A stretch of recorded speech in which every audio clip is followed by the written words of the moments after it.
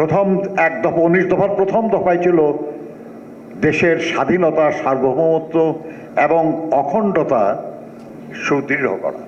আমরা সবাই জানি যে শহীদ জিয়া এই কাজটা অত্যন্ত দৃঢ়তার সাথে করেছেন। একজন একটু আগে বলছিলেন আমাদের দক্ষিণ তালপট্টি দখলের অপচেষ্টা তিনি রুখে দিয়েছিলেন। তিনি প্রথম রাষ্ট্রপ্রধান যিনি গঙ্গার পানি চুক্তির বিষয়ে ভারতের অবহেলার প্রতিবাদে বিষয়টিকে তিনি জাতিসংঘে উপস্থাপন করেছিলেন। এগুলো তো গুরুত্বপূর্ণ ব্যাপার, এবং দেশের মানুষকে বাংলাদেশি জাতীয়তাবাদের ভিত্তিতে একটা সুদৃঢ় ঐক্যে আবদ্ধ করতে পেরেছিলেন। জনগণকে ঐক্যবদ্ধ করে দেশের স্বাধীনতা, সার্বভৌমত্ব রক্ষার মূল শক্তি হিসাবে দাঁড় করাতে চেয়েছিলেন। অনেকেই একটু বিভ্রান্ত হই, আমরা অনেকেই আলোচনা করি যে আসলে কি ব্যাপার এমন ছিল। RICL TMX, যুগের পর যুগ স্থাপনা থাকে মজবুত। শহীদ জিয়া গ্রাম প্রতিরক্ষা দল গঠন করেছিলেন 1 কোটি মানুষের, এবং তার মধ্যে 30 লক্ষ নারী।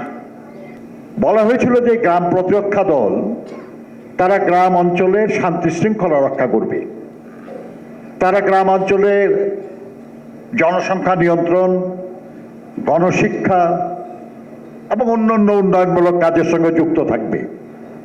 কিন্তু আমরা এটাও জানি যে সেই গ্রাম প্রতিরক্ষা দলের কিছু দলনেতা ছিল, তাদেরকে প্রশিক্ষণ দেওয়া হয়েছিল, এবং পরবর্তী পর্যায়ে গ্রাম প্রতিরক্ষা দলের সবাইকে প্রশিক্ষণ দেওয়ার কর্মসূচি ছিল। তখন বাংলাদেশের জনসংখ্যা 8 কোটি, 8.5 কোটি, সক্ষম মানুষের সংখ্যা 4-4.5 কোটি। সেখানে 1 কোটি মানুষকে যদি আমরা কিছু প্রশিক্ষণ,